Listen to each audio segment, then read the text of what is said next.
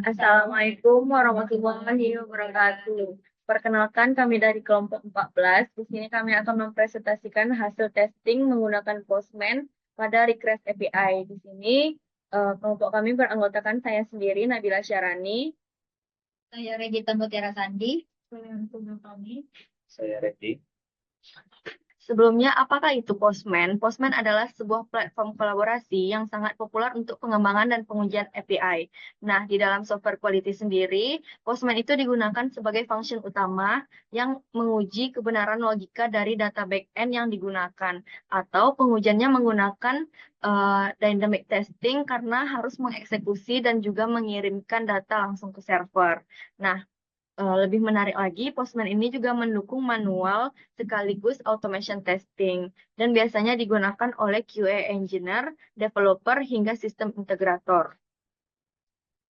Nah, di sini kami memiliki bagian konsep. Yang pertama itu ada fondasi dasar menggunakan API testing. API testing sendiri berfokus pada logika bisnis pada lapisan data. Jadi kita akan menguji sistem tanpa melibatkan tampilan antarmuka dan atau user interface-nya sendiri. Jadi kita hanya menguji melalui back-end-nya saja. Ada 3 istilah yang digunakan di sini. Yang pertama ada endpoint, request, dan juga response. Endpoint sendiri itu merupakan URL tujuan yang kita gunakan untuk API-nya. Kemudian ada request, terdiri dari HTTP method, seperti metode get, metode post, put, ataupun delete. Kemudian ada response. Response ini merupakan hasilnya berupa server dan data JSON berupa status code. Di situ code-nya tuh ada 200 OK atau 201 create atau 404. Contohnya itu 201 create. 201 create ini akan menampilkan bahwa tesnya berhasil dan juga data terkirim. Kemudian ada komponen penting yang kami gunakan untuk melakukan validasi kualitas. Pertama itu ada HTTP status code. Di sini ada angka dasar dari server untuk menunjukkan hasil proses.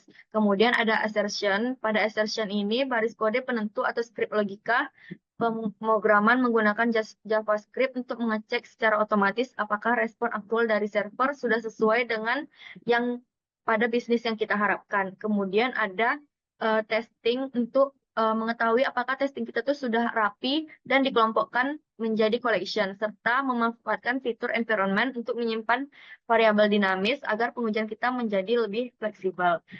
Selanjutnya akan dijelaskan oleh Regita. Baik, selanjutnya yaitu apa saja manfaat Postman dalam software quality assurance. Jadi, salah satu manfaatnya adalah membantu pengujian API meskipun tampilan aplikasi atau UI-nya itu belum selesai dibuat oleh tim front-end. Jadi, back-end tetap bisa diuji tanpa harus menunggu aplikasi selesai dikembangkan. Selain itu, Postman juga dapat melakukan pengujian pada API untuk mendeteksi error yang mungkin tidak terlihat jika hanya diuji melalui tampilan aplikasi, seperti kesalahan validasi data atau respon data yang tidak sesuai. Postman biasanya digunakan sejak awal proses pengembangan dan dimanfaatkan oleh QA engineer, backend developer, maupun front-end developer untuk memastikan API berjalan sesuai dengan kebutuhannya. Dibandingkan testing manual, Postman memiliki keunggulan karena mendukung automation testing menggunakan JavaScript assertion dan memungkinkan penyimpanan request dalam collection. Dengan begitu, proses pengujian bisa dilakukan lebih cepat, konsisten, dan membantu menemukan bug lebih awal sehingga kualitas perangkat lunak menjadi lebih baik. Kemudian ada aplikasi target. Di sini kami menggunakan Request API Dummy. Request dipilih karena menyediakan endpoint yang siap digunakan untuk simulasi pengujian, sehingga kami tidak perlu membuat backend sendiri dan pengujian dapat dilakukan dengan aman tanpa memengaruhi sistem produksi. Melalui request, kami menguji logika bisnis pada sistem member retail seperti validasi status member, nominal belanja, serta batas minimal belanja. Seluruh pengujian dilakukan menggunakan JavaScript assertion di Postman untuk memastikan hasil yang diperoleh sesuai dengan aturan bisnis yang telah ditentukan. Selain itu, kami juga memeriksa respon HTTP yang dihasilkan, misalnya status kode yang sesuai ketika request berhasil diproses. Karena request ini hanya bersifat simulasi, data yang dikirim tidak disimpan secara permanen, sehingga sangat cocok digunakan untuk proses pembelajaran maupun pengujian API. Selanjutnya akan dijelaskan oleh Restu. Silakan. Selanjutnya adalah pada slide di ini skenario pengujian, di mana 5 test case yang kami gunakan untuk menguji fungsi utama API menggunakan Postman. Yang pertama adalah TC01 dan TC02 menggunakan metode GET untuk mengambil daftar pengguna dan detail pengguna. Selanjutnya TC03 menggunakan metode POST untuk menambahkan data. Lalu TC04 menggunakan PUT untuk memperbarui data. Dan TC05 untuk menggunakan delete untuk menghapus data. Selanjutnya kami akan live demo eksekusi tes suite di Postman. Yang pertama ini kami menggunakan metode get atau get list users, di mana untuk mengambil atau membaca data dari server tanpa mengubah data yang sudah ada. Pada ini kami menggunakan URL HTTPS slide request in API users page sama dengan 2. Untuk menampilkan daftar pengguna pada halaman kedua, tujuan pengujian ini adalah memastikan bahwa API dapat mengembalikan data pengguna dengan benar. Lalu saat kita mengeklik send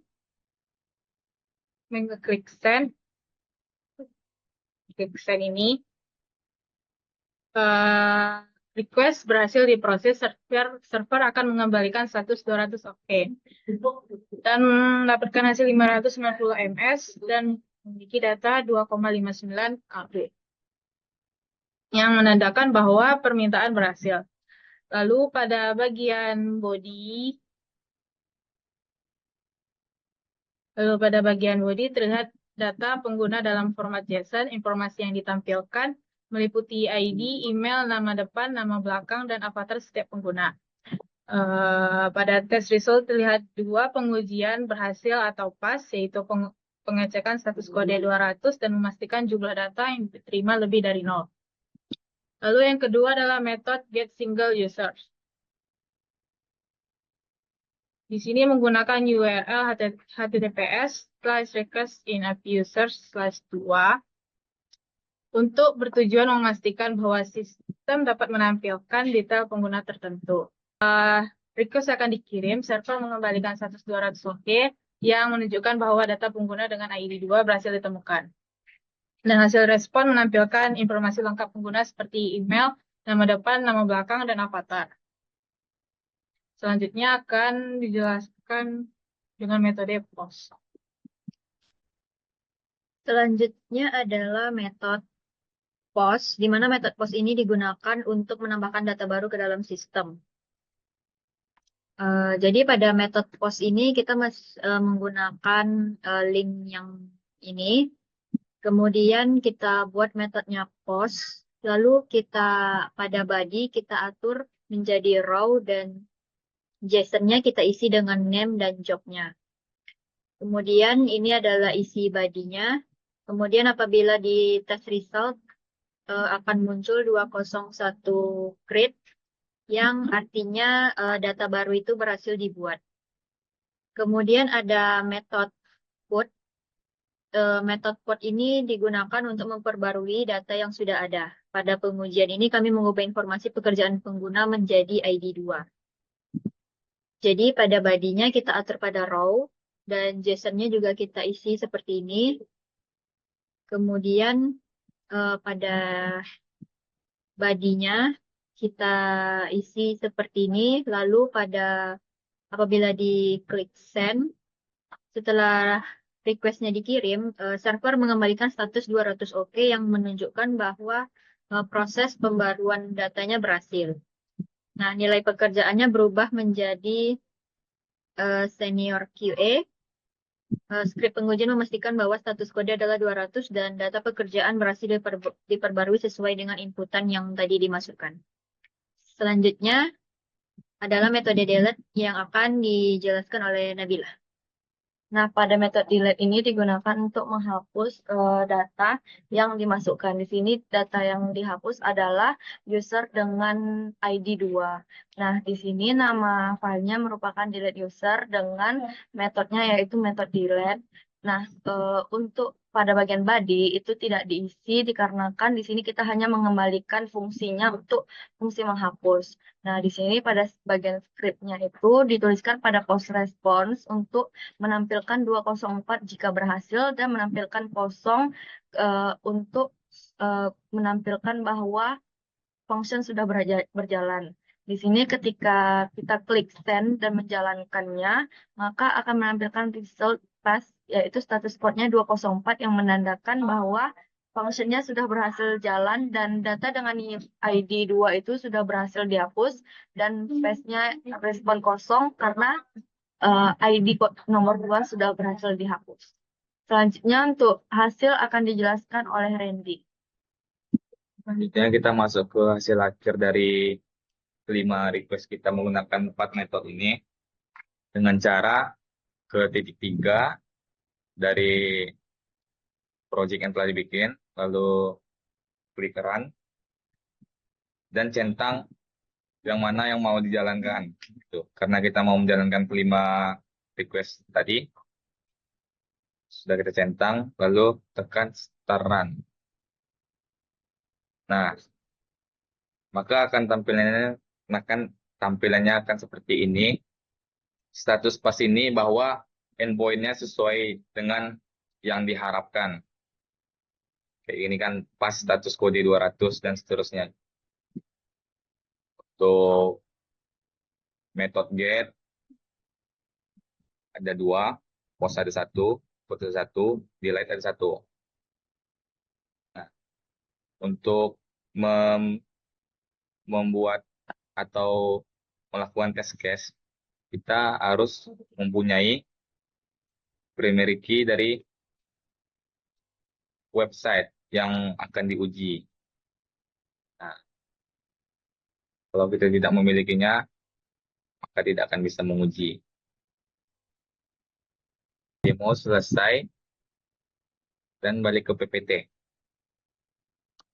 Selanjutnya adalah analisis hasil dan laporan SDI. Berdasarkan hasil pengujian, seluruh 5 test case berhasil dijalankan dengan hasil pas. Setiap endpoint memberikan status kode dan respons yang sesuai sehingga tidak ditemukan bug pada skenario yang diuji. Hasil pengujian dapat dilihat melalui status code, response body, response time, serta status pass atau fail di Postman. Selanjutnya saya akan menjelaskan kelebihan dan keterbatasan dari Postman. Kelebihan toolsnya ada 3, yaitu user interface modern, yaitu memudahkan pembuatan request HTTP tanpa harus menulis kode dari nol. Lalu yang kedua, snippet kode lengkap, yaitu menyediakan draft kode JavaScript siap pakai untuk membuat automation assertion atau validasi otomatis.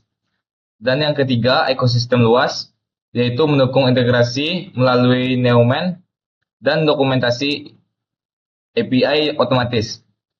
Lalu keterbatasan toolsnya, yang pertama konsumsi RAM tinggi, lalu yang kedua fitur free tidak terbatas, dan yang ketiga bukan untuk UI testing. Lalu masuk ke slide berikutnya, yaitu karakteristik dan rekomendasi pengguna. Tingkat kemudahan dan kecocokan pemula itu tuh sangat cocok untuk pemula karena gampang dipelajari dan karena kurva pembelajarannya yang landai.